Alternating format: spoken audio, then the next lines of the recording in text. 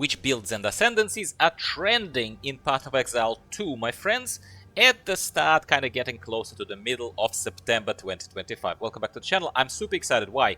Because one of my favorite websites, PoE Ninja, has released support for Path of Exile 2. They used to support builds only for Path of Exile 1, and I used to come here at least once a month to report to you of which builds are trending, because data talks. It's not just about an opinion of one guy or one girl. It is about what are people playing. And take a look at this. Now they're supporting PoE 2, that's wonderful.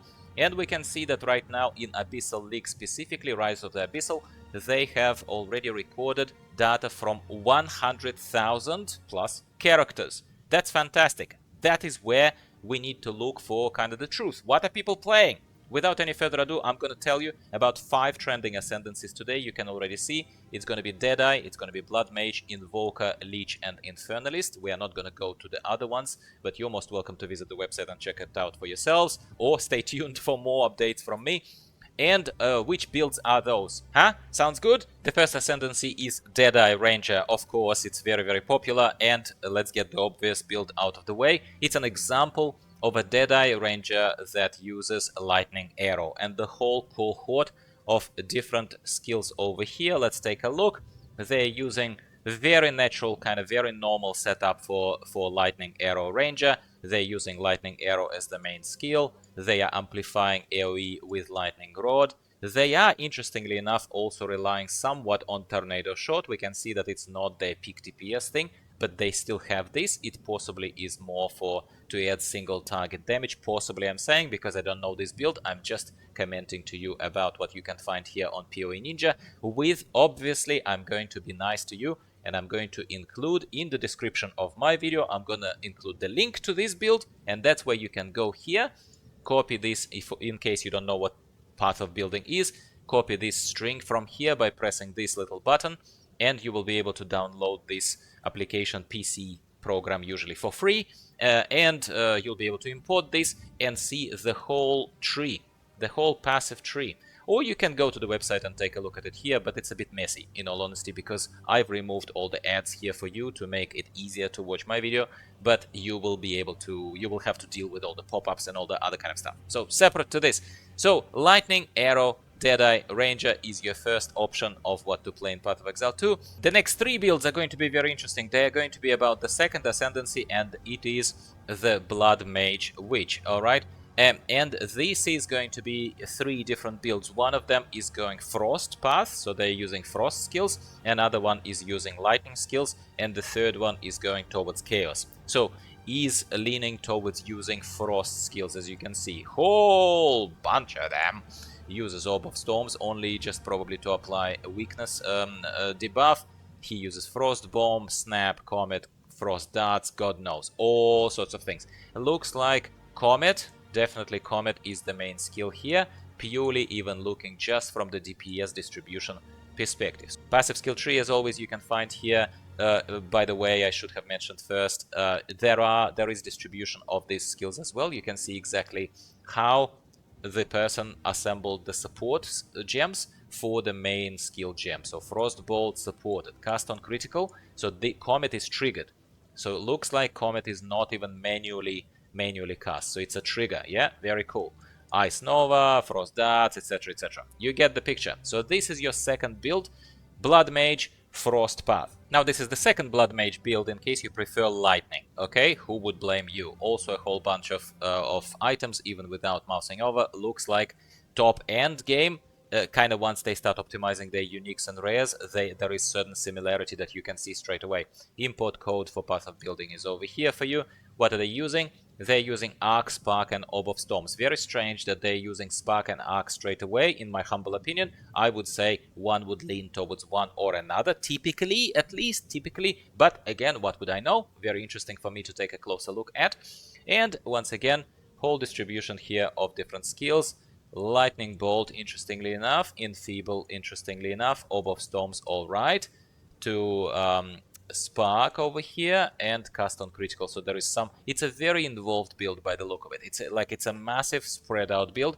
I typically, me personally, I don't like when there is too much synergy, when there are too many skills that need to be fired off in parallel and stuff like this. It is not a chill gameplay that I like, but you might, and all we're here offering you today is variety. This certainly creates a bit of variety, doesn't it?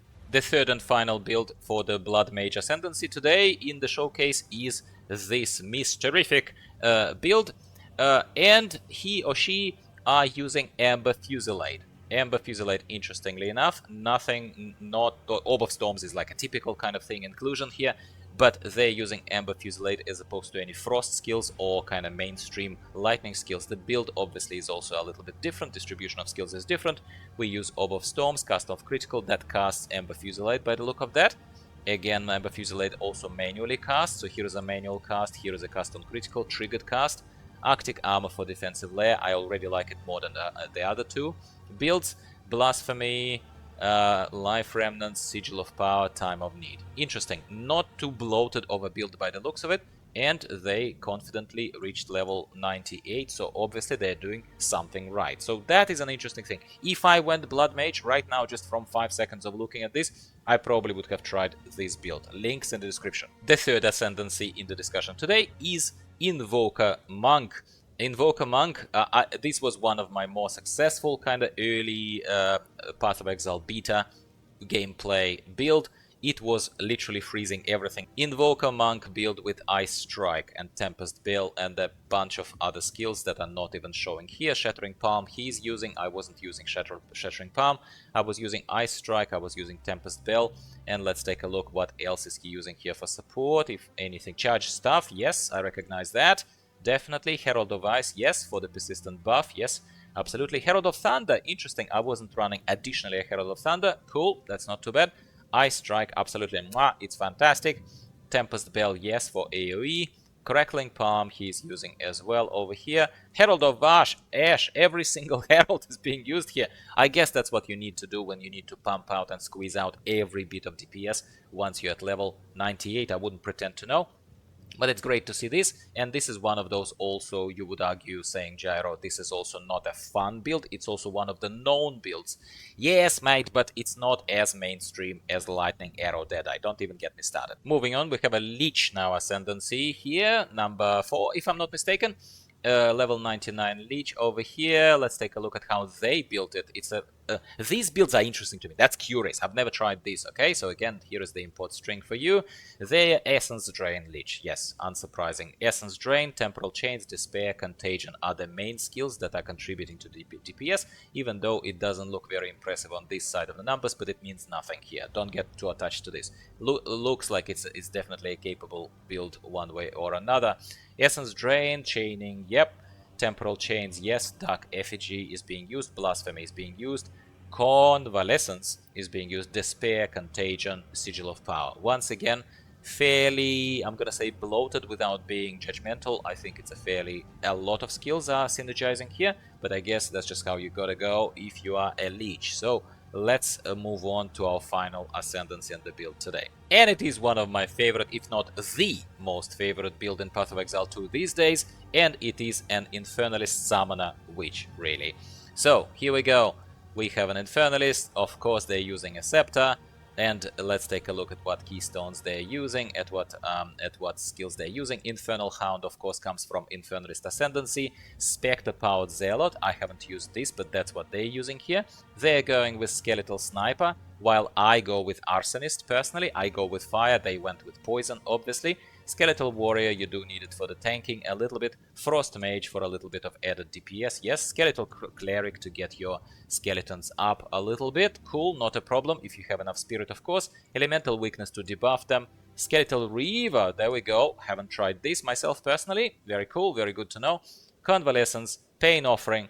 Skeletal Storm Mage even is included into this kind of stuff. Is it all on at the same time? That's a big question, because you would need a ton of spirit to make this happen. So this is the final build of today's little review, my friends. And here we go, my friends. So this is it for today. 5 trending ascendancies in the about middle of September 2025. And I definitely do at least one of these videos per month for each of the PoEs. I do one for PoE 1 and one for PoE 2. So in case you're new here, or you simply have not seen these videos from me yet, or think Gyro is not playing anymore, mate, even if I'm not playing very actively, I play kind of semi-passively, then I'm still keeping my eye on this. I'm very interested, and I do it partially for myself to feel inspired and discover new builds. That is why you should subscribe, especially if you're still watching. I really appreciate you, and more of this kind of content is coming. I also welcome your feedback and your sort of questions, as well as suggestions as to what build to try. Comments are right down there for you. Just put in a link to PoE Ninja build, or maybe your own build or something like this. I would love to take a look. Thanks for being with me today. Let's go play some PoE 2. See you later next time.